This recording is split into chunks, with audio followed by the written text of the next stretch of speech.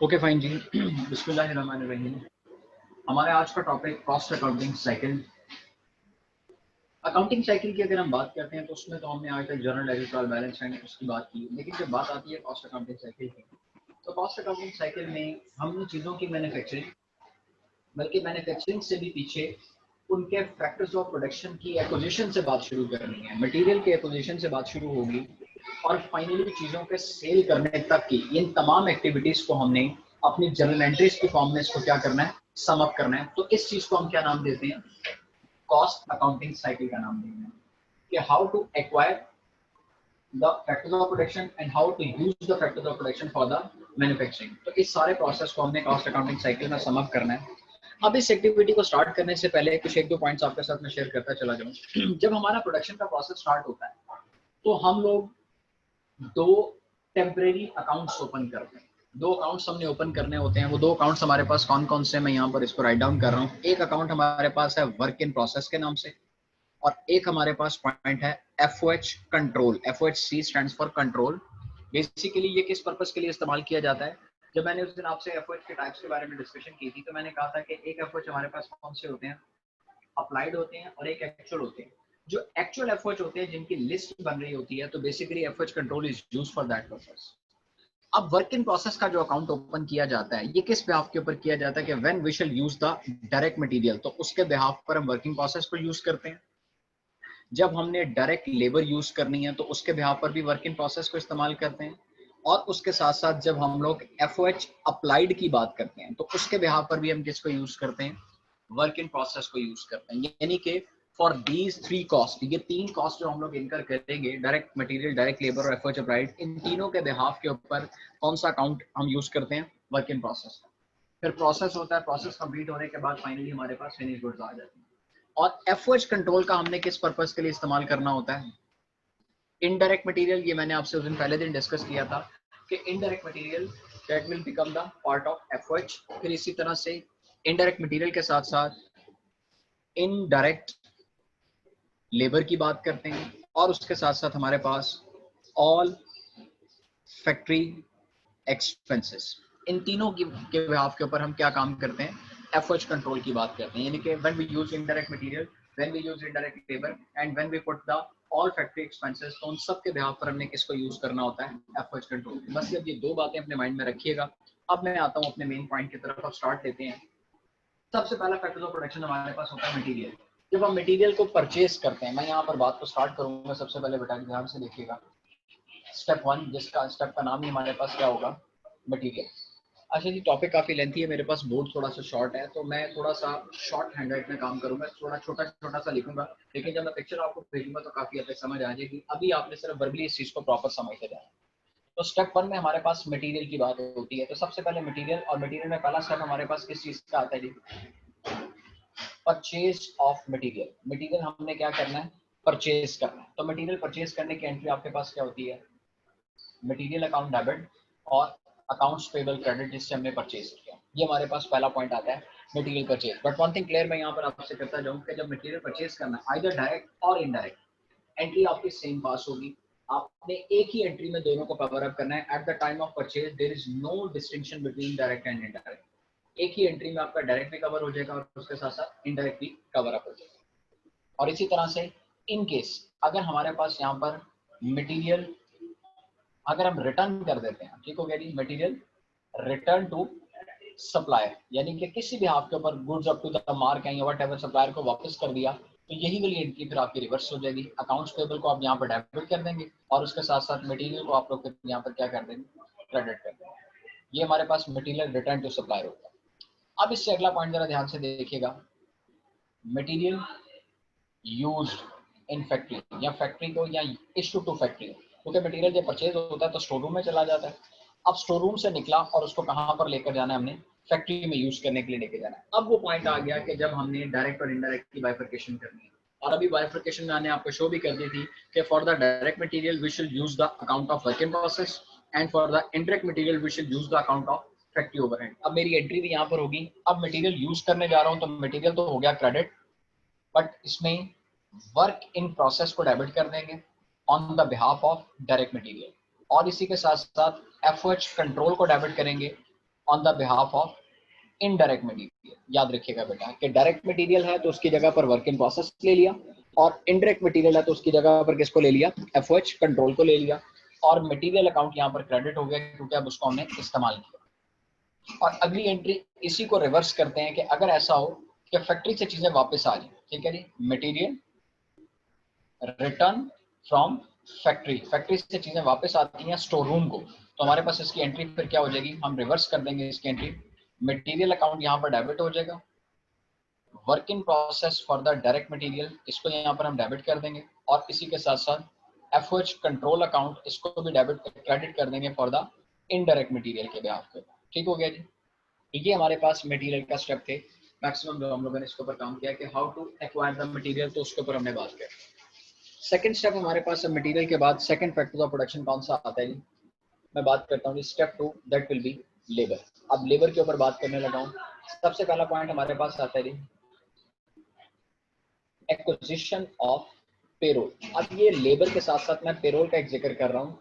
Payroll का मतलब क्या होता है कि आपके पूरे के पूरे बिजनेस की सैलरीज की बात करें तो हम पेरोल की बात करते हैं। हम उस बिजनेस में हमारी फैक्ट्री भी है, हमारा admin department, marketing department, selling department, हमारे ऑफिस, यानी कि each and every person of the company, उसका जो सैलरी का हमारे पास वर्कआउट होगा वो सारा किस में आता है, पेरोल में। अब सबसे पहली एंट्री में आप पेरोल को एज ए एक्सपेंस डेबिट करेंगे, पेरोल अकाउंट डेबिट।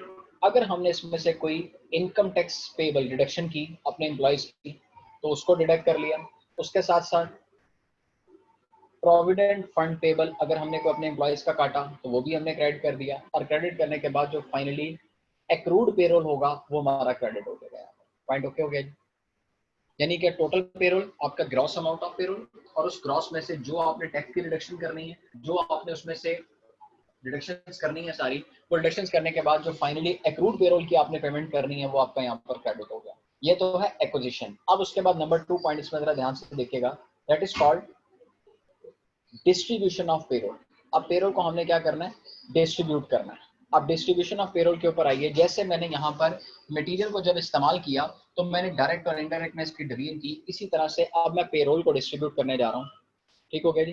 पेरोल की डिस्ट्रीब्यूशन, इसमें से कितना पोर्शन हमने किसको देना है, डायरेक्ट लेबर को, और डायरेक्ट लेबर के बिहाफ पर मैंने क्या बताया था किसने डेबिट होना है, वर्क इन प्रोसेस, यानी कि जो हमने डायरेक्ट लेबर को पे किया उसके बिहाफ पर वर्क इन प्रोसेस ले लिया। मैं शब्द मेंशन कर रहा हूँ डायरेक्ट लेबर। जो हमने इनडायरेक्ट लेबर को पे किया उसके बिहाफ पर मैं किस पे बात कर रहा हूँ, एफओएच कंट्रोल के ऊपर, यानी कि इनडायरेक्ट लेबर की बात कर रहा हूँ। और उसके साथ साथ हमारे पास marketing expense for the marketing salaries, और इसी के साथ साथ admin expense for the admin salaries. तो ये हमारे पास एंट्री आती है डिस्ट्रीब्यूशन ऑफ पेरोल के रेफरेंस से। लेबर की हमारे पास 2 एंट्रीज इसमें हमारे पास मेजर हैं। फिर इसमें सबसे पहले हमने क्या किया कि how to acquire the payroll, और एक्विजिशन ऑफ पेरोल के बाद हमने उस पेरोल को डिस्ट्रीब्यूट कर दिया according to the 4 heads 5 heads, depends on the business. ये बेशक 10 हेड भी हो सकते हैं, जितने डिपार्टमेंट्स हैं। मैंने फिलहाल यहाँ पर direct labour, indirect labour, marketing और एडमिन, ये 4 एज्यूम किए हैं कि हमारे इस वक्त जो पेरोल है वो इन 4 चीजों के ऊपर डिपेंड कर रहा है। तो इनको डिस्ट्रीब्यूट कर दिया, जितना जितना पोर्शन पेरोल में जिसका था उसको चार्ज कर दिया।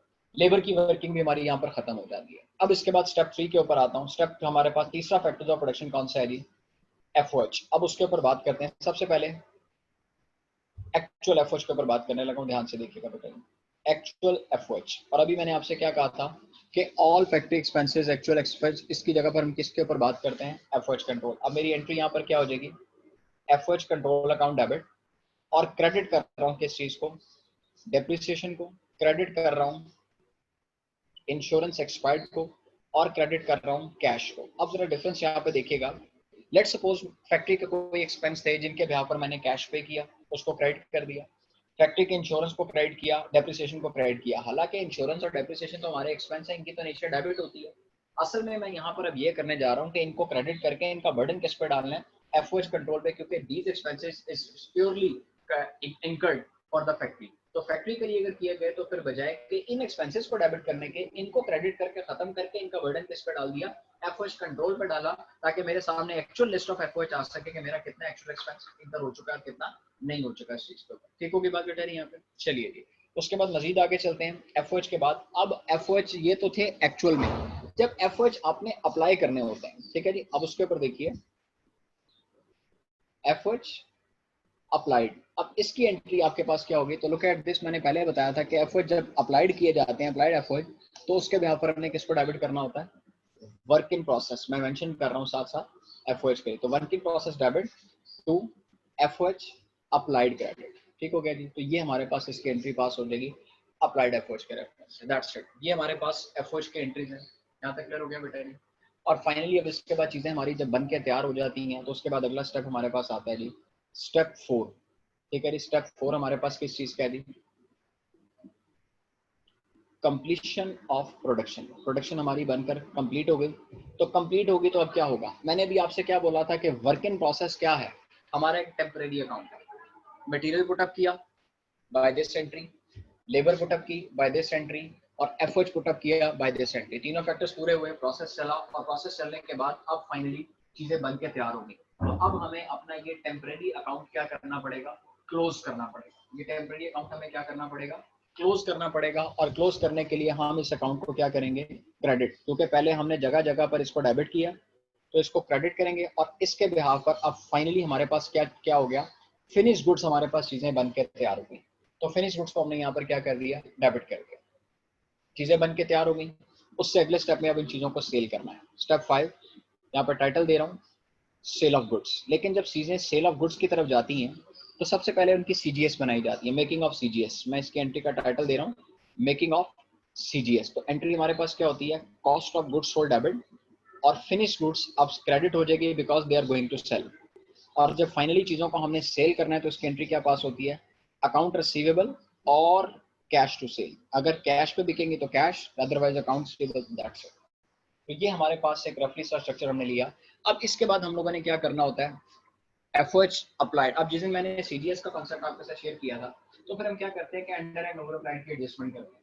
फिर एंड पर जाकर हमने अप्लाइड का और अपने एक्चुअल को आपस में कंपेयर करना है। और कंपेयर करने के बाद हमने ये देखना है कि क्या हमने ज्यादा अप्लाई किया या कम अप्लाई किया। तो जो भी एप्लीकेशन हमारा प्रोसीजर बनेगा, फिर अंडर एंड ओवर अप्लाइड का जो रिजल्ट हमारे सामने आता है, हमने उसको भी यहाँ पर एंट्रीज के फॉर्म में एडजस्ट करना है।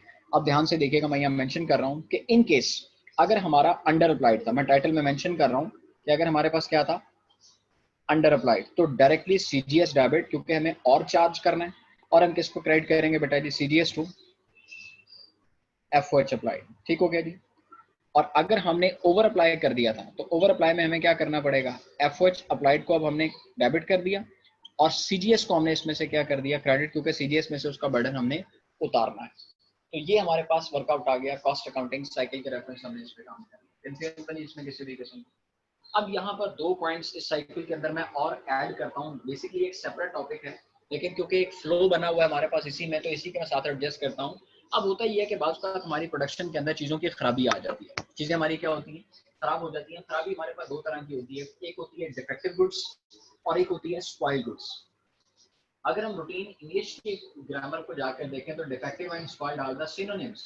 लेकिन हमारी अकाउंटिंग इनको 2 डिस्टिंक्शन लेती है कि डिफेक्टिव एक ऐसी खराबी कि जिसको रीवर्क करके ठीक किया जा सकता है। अगर तो मेरी चीज बनकर खराब हुई, लाइक मैं फर्नीचर की बात करता हूँ, उसका पेंट खराब हो गया, तो मैं उसको रीपेंट करके फर्नीचर को दोबारा रेडी कर देता हूँ। फर्नीचर बनाया, उसकी एक टांग टूट गई, तो उसकी टांग रिप्लेस कर देते हैं। अगर हम सपोज करते हैं चेयर की, तो चेयर की टांग रिप्लेस कर देंगे। टेबल की चेयर हमने टांग रिप्लेस कर दी, तो फिर से हमारे पास रीवर्क करके एसेट दोबारा रेडी हो सकता है।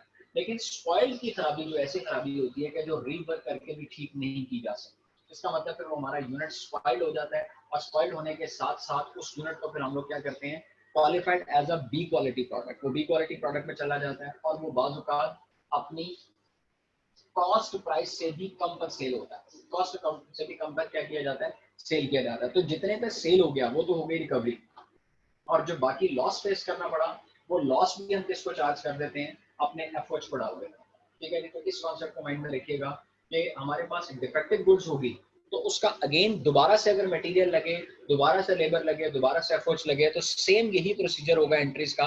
ये मटेरियल लगने की एंट्री है, ये लेबर पुटअप की एंट्री है, ये एफर्ट्स अप्लाई होने की एंट्री है। तो अगर दोबारा से फैक्टर्स ऑफ प्रोडक्शन हमारे लग रहे हैं, तो मटेरियल, लेबर, एफर्ट्स हमने दोबारा से उसी तरह से लगाने हैं इन द डिफेक्टिव गुड्स। और अगर बात होती है स्पॉइल के अंदर, तो फिर हम क्या करते हैं कि जो यूनिट्स हमारे क्वालिफाइड हो गए एज अ स्पॉइल, इनको हमने अपने गुड्स यूनिट्स में से निकाल कर सेपरेट कर लेना है। और सेपरेट करके जितने की तो रिकवरी हो गई, वो चीजें बी क्वालिटी में जितने की भी सेल हुई, उसको डाल दिया रिकवरी के अंदर। और उसके साथ साथ जितना हमें लॉस फेस करना पड़ा वो लॉस हमने किसको चार्ज कर दिया, फैक्ट्री को चार्ज कर दिया, फर्स्ट कंट्रोल के पैनल में डाल दिया उसको। ठीक हो गया। तो ये था बेटा हमारे पास एक सीक्वेंस है जिस चीज का कॉस्ट अकाउंटिंग साइकिल का, कि स्टार्ट हमने किया मटेरियल की एक्विजिशन, परचेज ऑफ मटेरियल, अगर उसको रिटर्न करना पड़ा, मटेरियल को फिर फैक्ट्री में इशू किया, अगर उसको रिटर्न करना पड़ा, फिर पेरोल की एक्विजिशन, फिर पेरोल की डिस्ट्रीब्यूशन, फिर एफओएच एक्चुअल में इनकर होते हैं तो क्या होगा, एफओएच अप्लाई किए जाते हैं तो क्या है, फिर फाइनली प्रोडक्शन कंप्लीट की, फिर उसके बाद चीजों को सेल किया और उसकी सेल की entry making of CGS, then उसके बाद ये दो एंट्रीज मैंने under applied and over applied की बात यहाँ पर मैंने की। ठीक हो गया जी। तो अंडर अप्लाइड और ओवर अप्लाइड की वर्किंग कर दी। उसके बाद फिर मैंने आपसे डिफेक्टिव गुड्स के बारे में बात कर ली। ठीक हो गया जी, डिफेक्टिव गुड्स, और उसी के साथ साथ मैंने किसके ऊपर बात कर ली, स्पॉइल गुड्स के ऊपर भी बात कर ली। क्लियर होगी बात जी। तो ये हमारी डिस्कशन इसमें कंप्लीट हुई। तो आइए अब इसके ऊपर एक छोटा सा क्वेश्चन सेशन लेते हैं। If you have any question और क्वेरी तो फिर